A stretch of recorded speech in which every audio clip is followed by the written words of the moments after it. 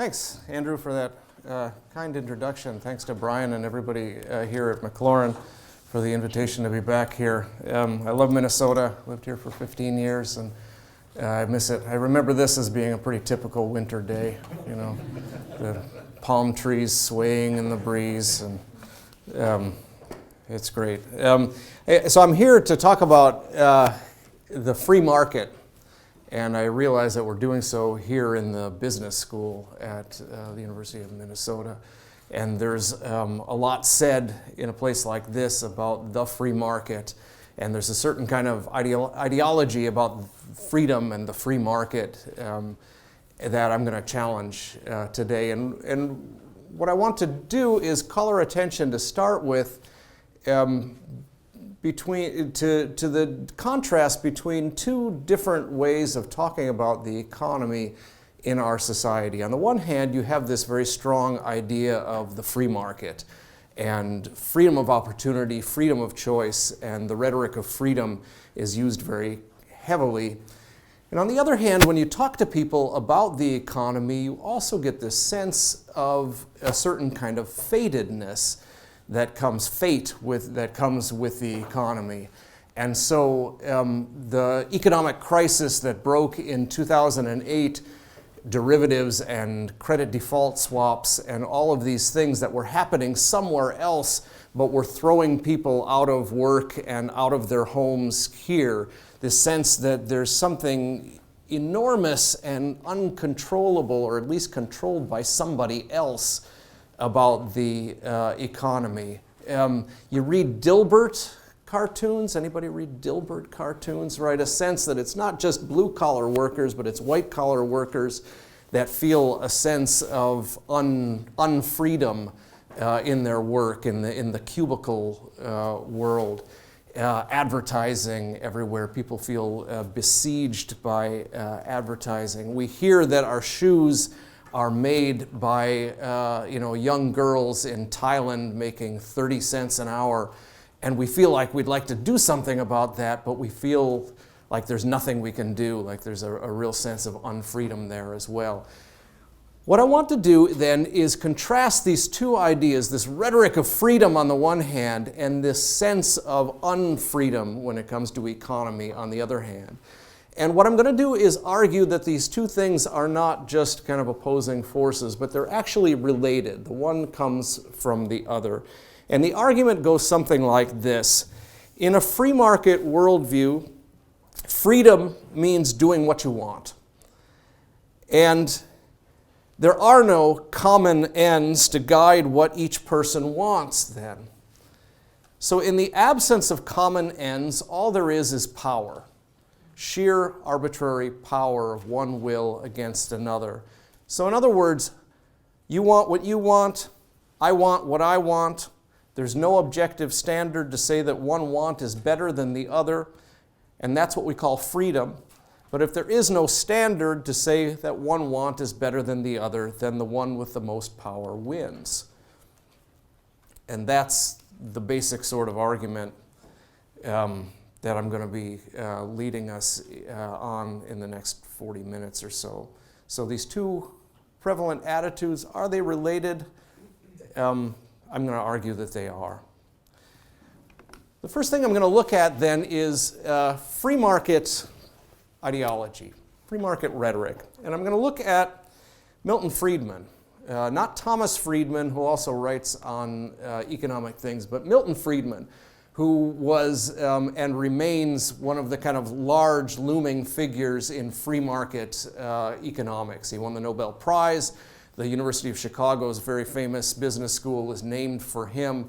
He was Ronald Reagan's muse and is about the only economist to write bestsellers, which he did in the 1980s and 1990s.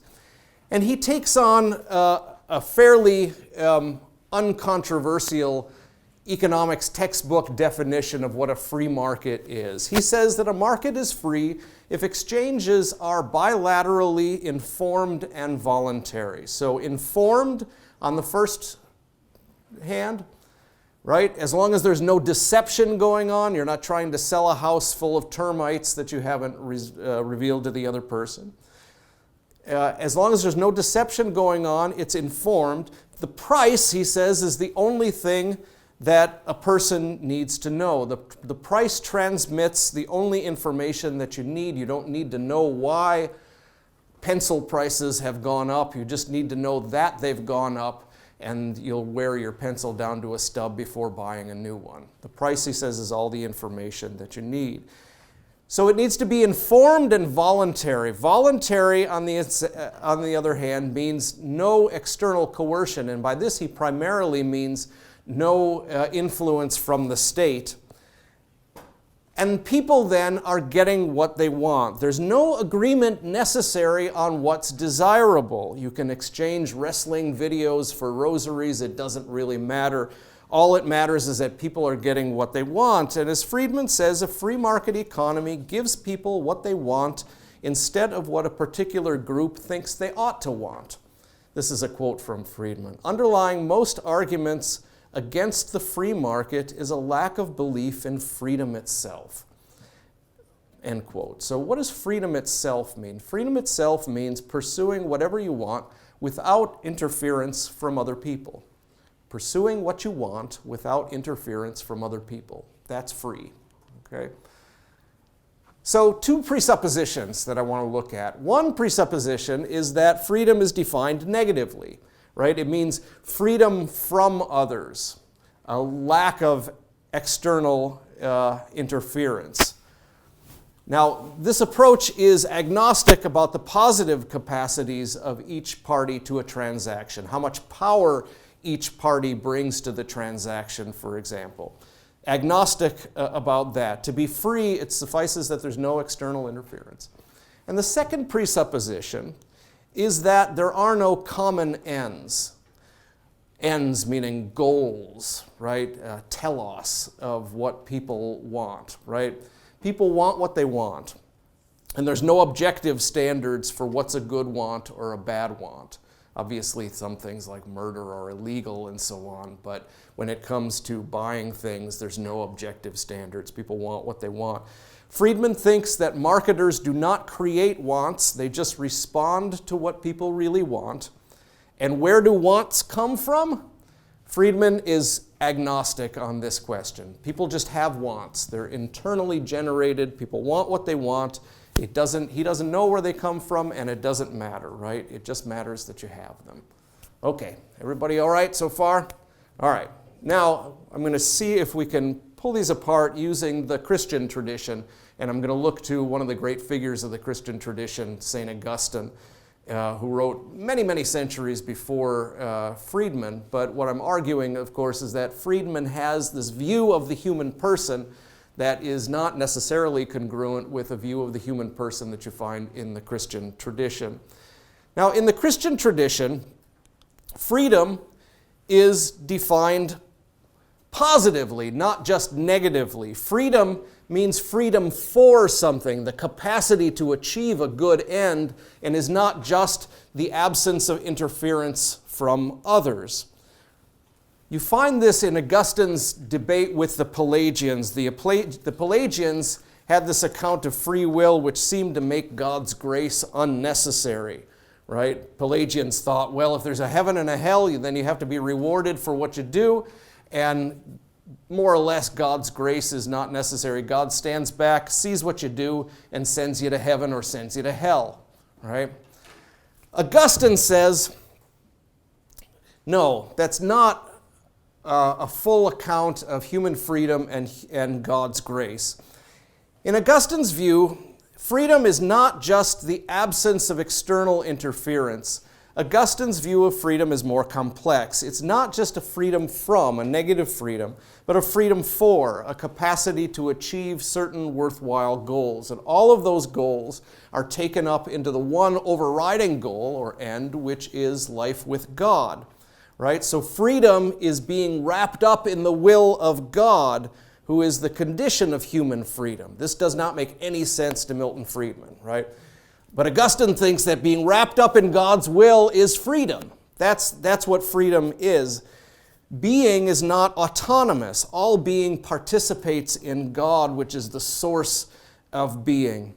So autonomy in the strict sense, kind of being out there all by your own, is impossible. To be independent of others and to be independent of God is to be cut off from being and to be nothing at all. So to be left to our own devices, to be cut off from God, is to be lost in sin, the negation of being.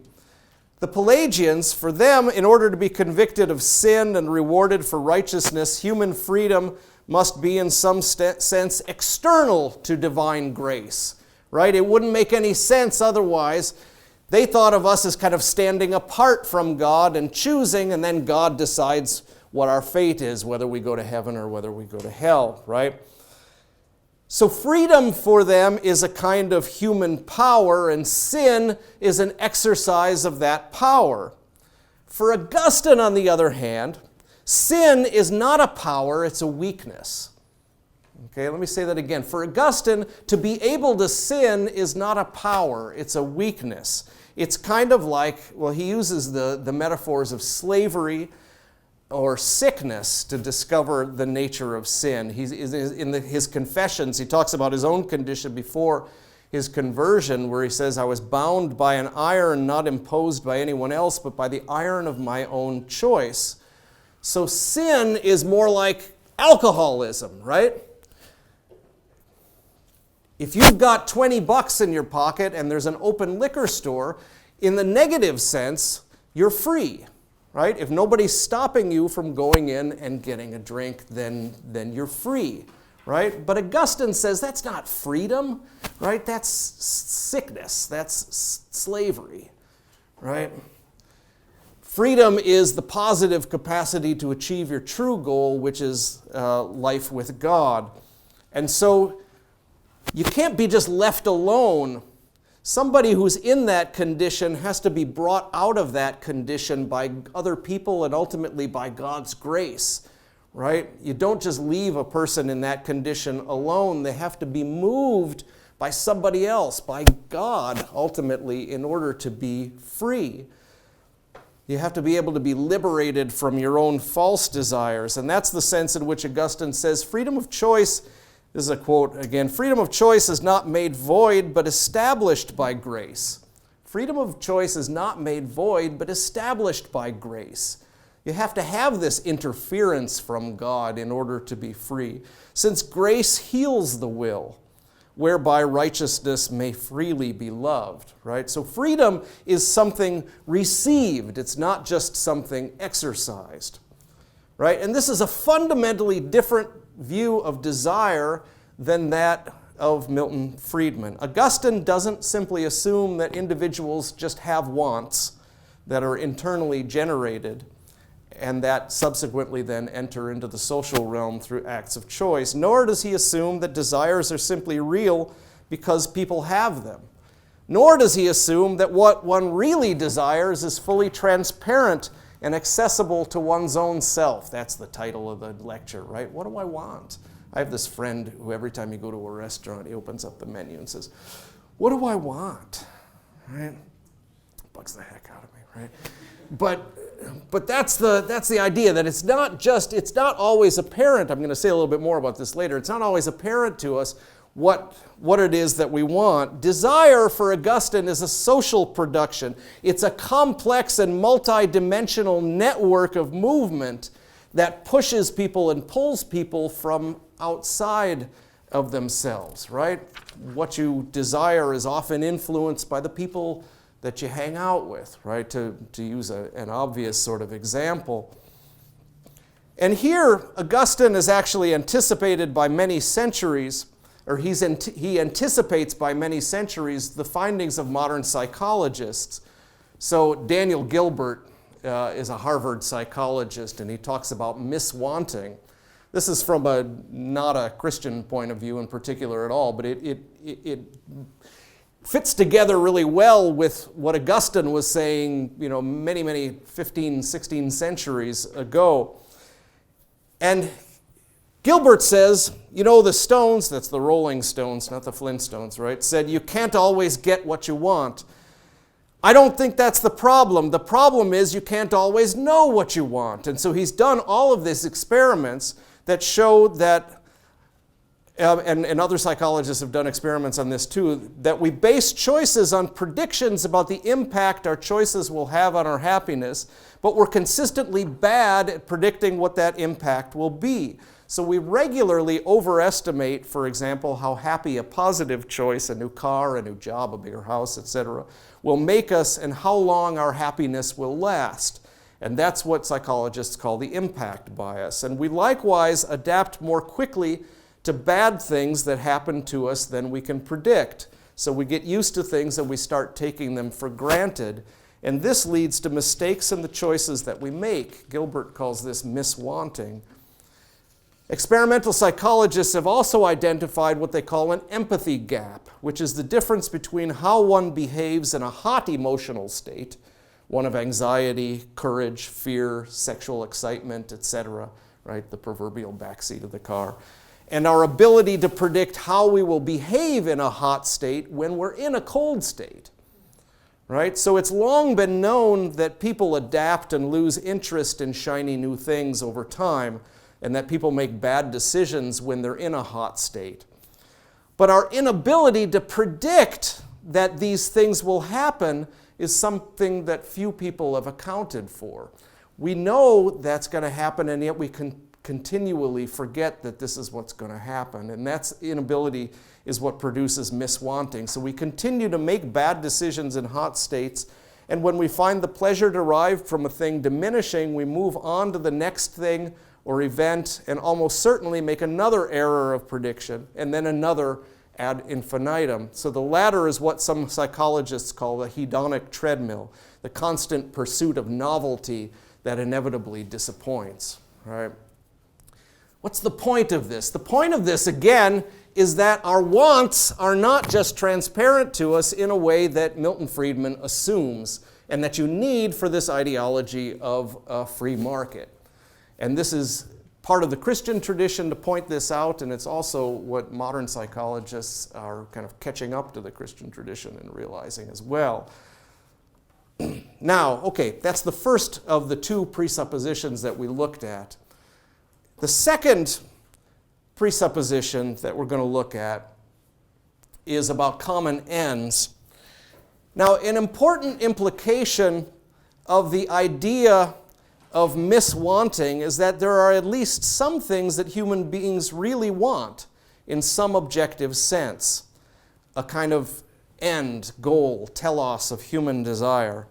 One of the findings of experimental psychologists, for example, is that, this is quoting Gilbert again, we often yearn for a roomy, isolated home, a thing we easily adapt to, when in fact it will probably compromise our happiness by distancing us from neighbors. Social interaction and friendships have been shown to give lasting pleasure, end quote.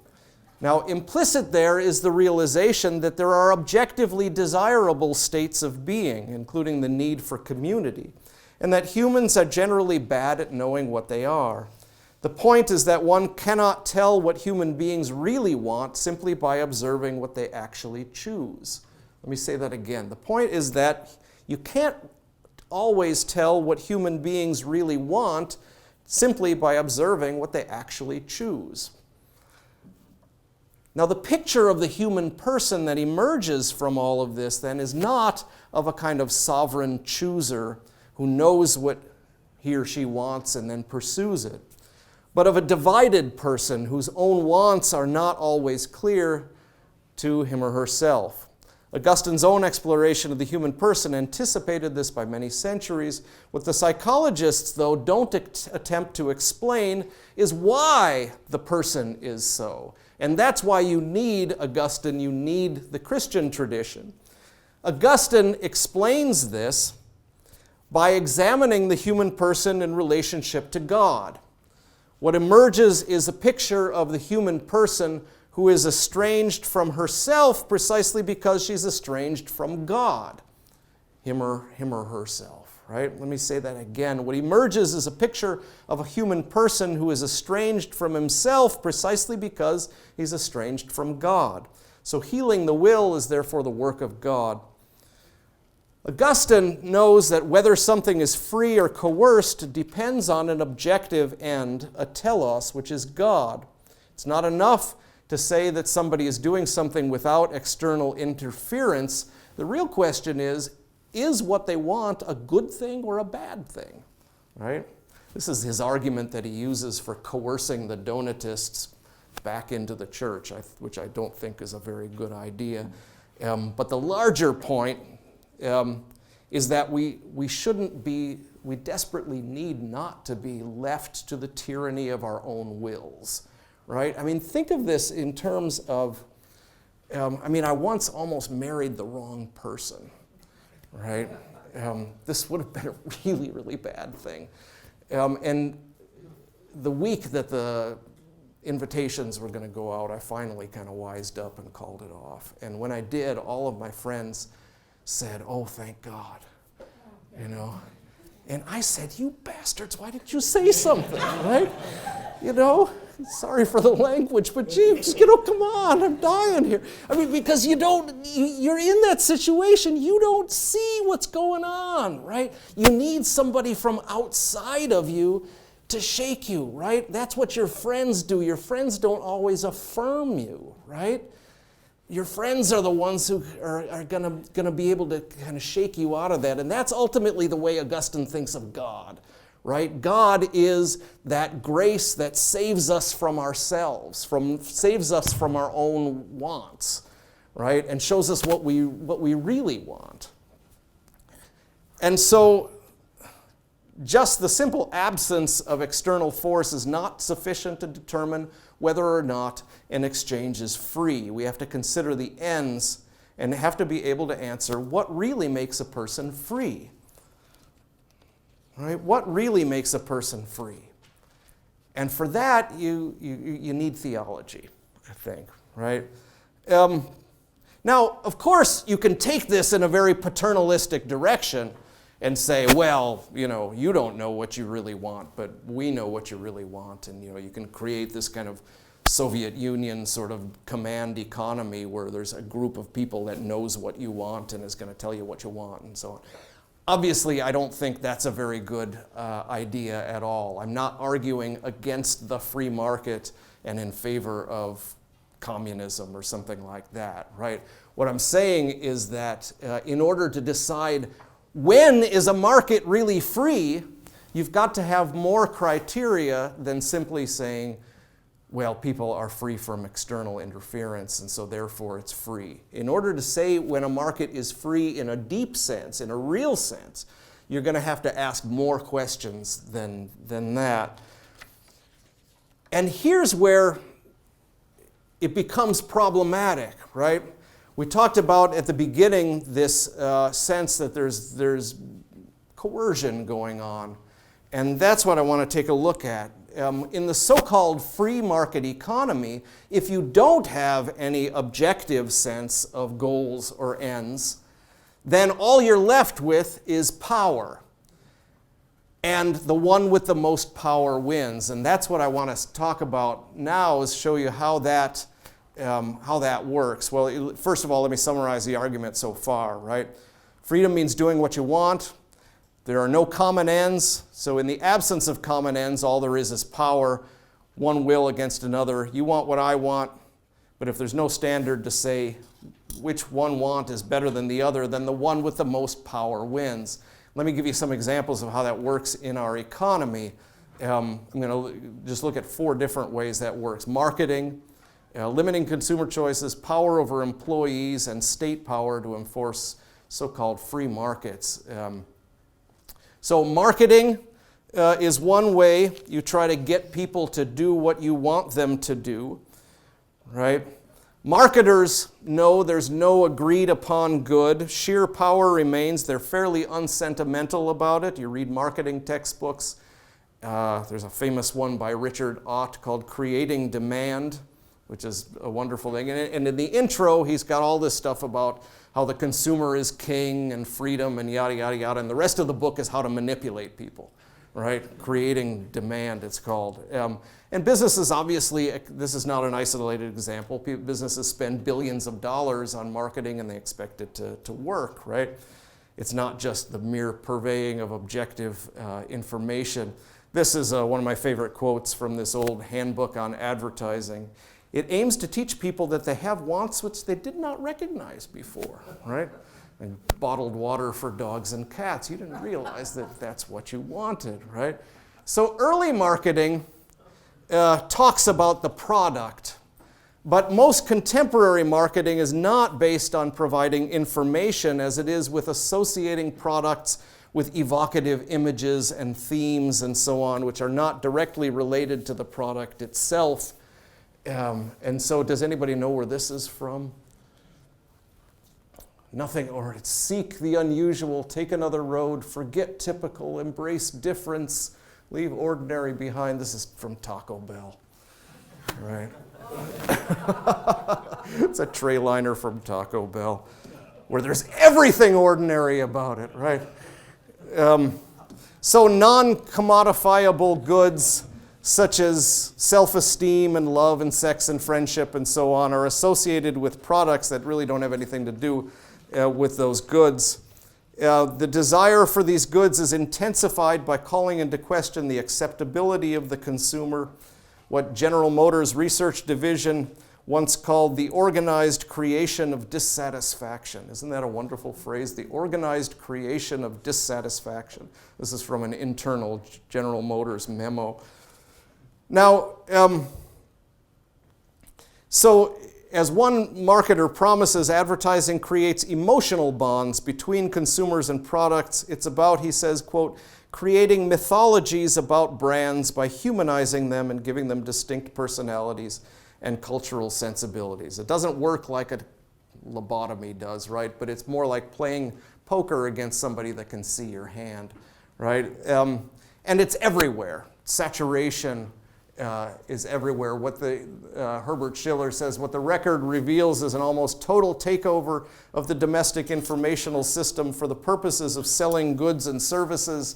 And you can pick your examples, right? Advertising is everywhere you look, on the handles of gas pumps and on those little thingies that separate your groceries from the next person's groceries.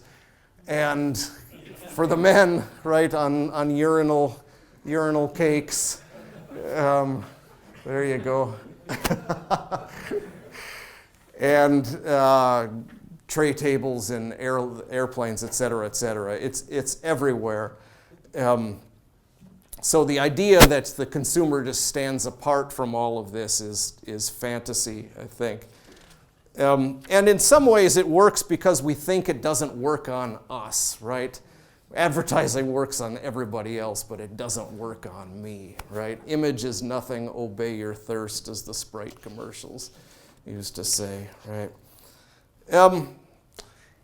The second of my examples of how power works in this supposedly free economy is the way that large conglomerates limit consumer choice, homogenized chains shutting down small businesses, the Walmarts that are kind of shutting down businesses in Main Street and so on. This was actually part of Sam Walton's business plan. He used to go into a town, lower the prices on hardware in his stores until the hardware store went out of business downtown, and then artificially lower the prices in another division until you put another small town business out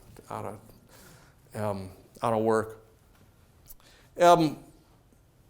There's huge conglomerates with enormous concentrations of power, AOL, Time Warner, et cetera, right? Beer, you think about Leinenkugel's, old Jake Leinenkugel and his, folksy kind of, Chippewa Falls thing, versus Miller, which used to have an advertisement about how they were making beer in vats the size of Rhode Island, and it's time for a good old macro brew and so on. What you don't see is that both of them, both Leinenkugel and Miller, are owned by a South African conglomerate, so much for diversity there. Power over employees. In 1980, the average CEO made 42 times what the average worker made. By 2012, it was 354 times what the average worker made. And what that does to people all over the world, of course, is very much an exercise of power. There's a trade bulletin that the U.S. Chamber of Commerce put out, trying to get people to move their businesses to Central America, saying, here's Rosa Martinez, you can hire her for 33 cents an hour, right?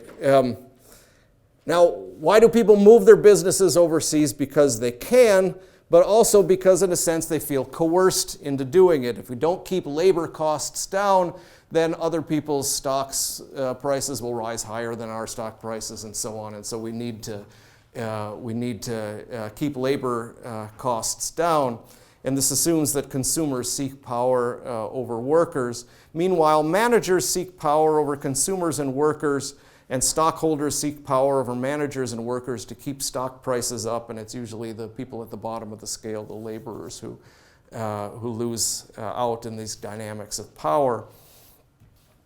And then finally, my final example, state power to enforce free markets. I lived in Chile in the 1980s under the Pinochet dictatorship, which imposed a free market economy through a kind of ruthless military dictatorship. Milton Friedman actually came down right after the coup in 1973. Milton Friedman made a couple well-publicized trips down to advise the military dictators about how to change it into a so-called free market economy.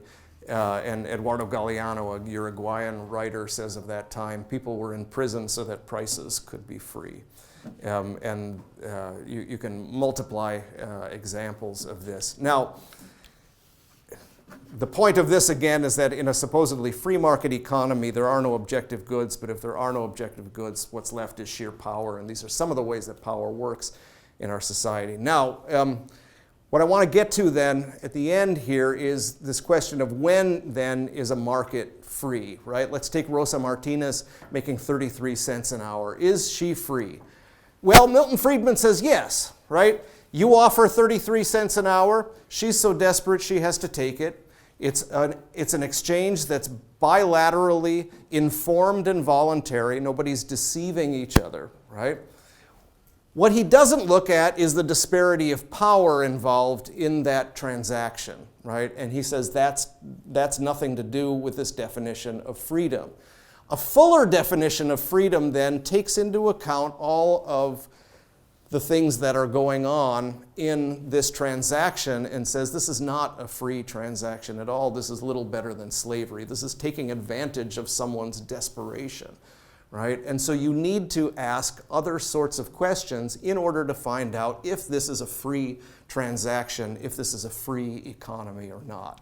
That's the point that I want to make, right?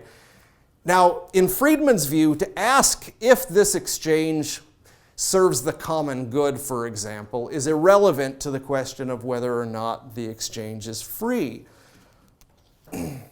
But And some free market advocates might say, okay, maybe that's not free, but it's an aberration of the free market system that's going to work itself out over time. Eventually wages will rise and so on. But in order to judge which exchanges are truly free and which ones aren't, you have to abandon Friedman's purely negative approach to freedom and have some positive standard by which to judge, right? If we admit that Rosa Martinez's exchange with her employer is voluntary and informed and yet still want to say it's not truly free, we have to be able to muster an argument based on some standard of human flourishing and the ends of human life that are being violated by her working for starvation wages, right? And that's why you need theology. You need to have some objective standards for what it means for a human being to flourish if you're going to decide when something is free or when it's not free, right?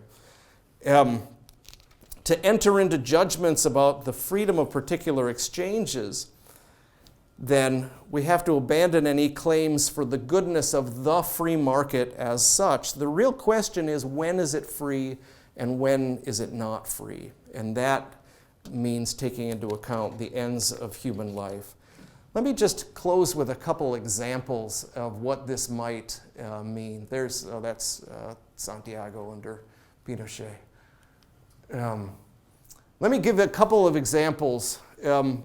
One example first based on production, and then an example based on consumption. Production, here's one example. Reporter Bob Herbert of the New York Times visited a factory in El Salvador that makes jackets for Liz Claiborne. The jackets sell for $178 each in the US. The workers who make them earn 77 cents per jacket.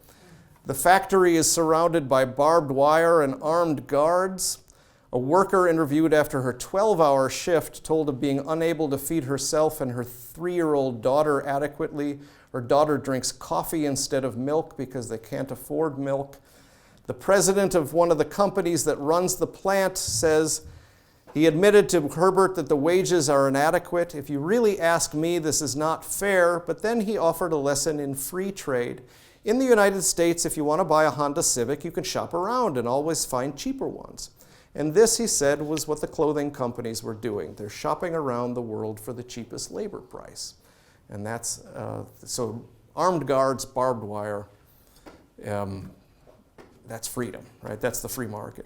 Now, contrast this situation then with the Mondragon Cooperative Corporation based in Spain. It was founded by a Basque priest in 1956 based on distributist kind of Christian economic principles. It's a big company. It employs 60,000 people, has annual sales of manufactured goods in excess of $3 billion, but it's extraordinary because it's entirely worker-owned and worker-governed, based on a system of one vote per worker. At Mondragon, they believe that labor hires capital instead of capital hiring labor.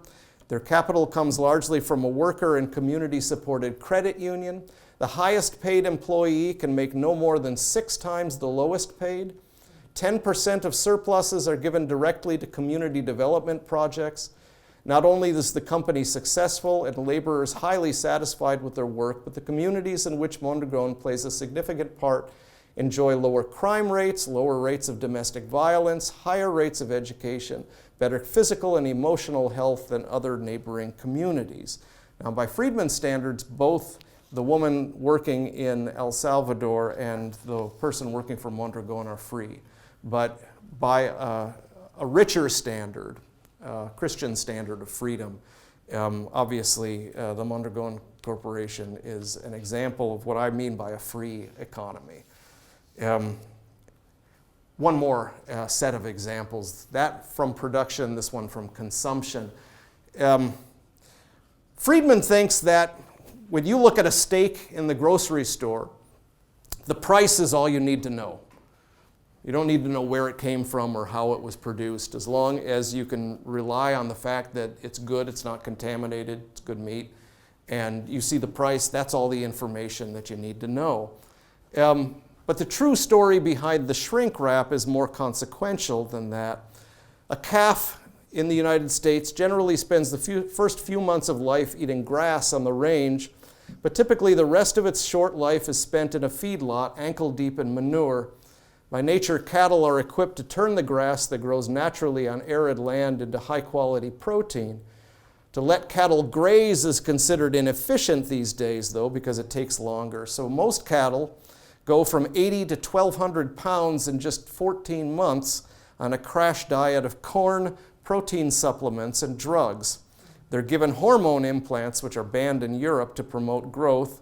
Their calories come from corn, which is cheap and convenient, but depends on the use of lots of petroleum products and wreaks havoc on the ruminant digestive system, which is designed for grass, not corn.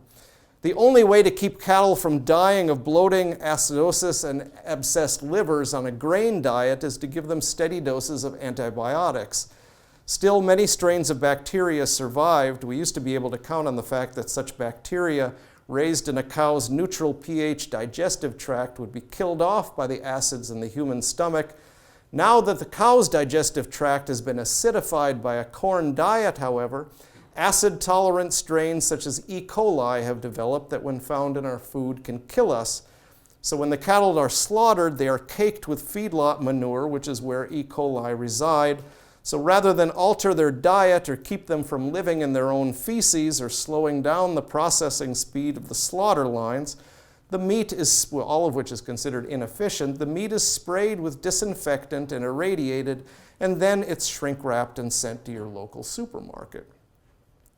The meat is cheap, but the social costs are not included in the price. Each head of cattle requires about 284 gallons of oil in its lifetime.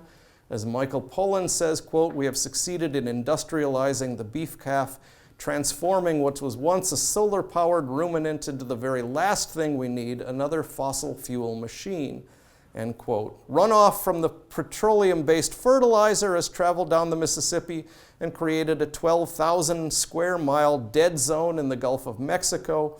Extensive use of antibiotics has led to resistant strains of bacteria, and scientists believe that hormone use has contributed to dropping human sperm counts and sexual abnormalities in fish, including in Minnesota.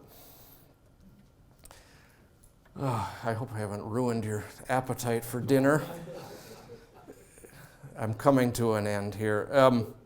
One cattleman, which Pollan interviewed, commented, quote, "I'd love to give up hormones. If the consumer said, 'We don't want hormones,' we'd stop in a second. The cattle could get along better without them, but the market signal's not there, and as long as my competitor's doing it, I've got to do it too." Right? Now notice the "I've got to do it" in there, right? Free market, there's all kinds of coercion. I have to do it this way. And it's hard to imagine how the signal will be generated because people don't know what's going on. When I lived in Minnesota, I bought meat directly from the Zwaber farm in Elko, Minnesota. They're on the web if you want to find them. You just drive out to the place in Elko, and John and Lisa Zwaber will sell you. We used to buy a quarter cow and a half a pig at a time. And it's raised on a farm, and the cows eat grass, right, like they're supposed to have done. That is a free market, right? That's what I want to argue. So, am I calling for state intervention in the market? No. Neither state intervention nor its absence ensures the freedom of a market. So there's no point to talking about the free market as such and either praising it or blaming it. The real question is, when is a market free, right? And there's no way to talk about a really free economy without entering into particular judgments about the kinds of exchange that are conducive to the flourishing of life on earth and those which aren't, right? And the Christian tradition provides a wealth of criteria for talking about human flourishing in that way. And so I think from a Christian point of view, the churches should take an active role in fostering economic practices that are consonant with the true ends of creation. And that requires promoting economic practices that maintain close connections between capital, labor, and communities and the environment. So that real kind of communal discernment of what the good is can take place. And those are the kind of spaces where true freedom can really flourish. So, thank you.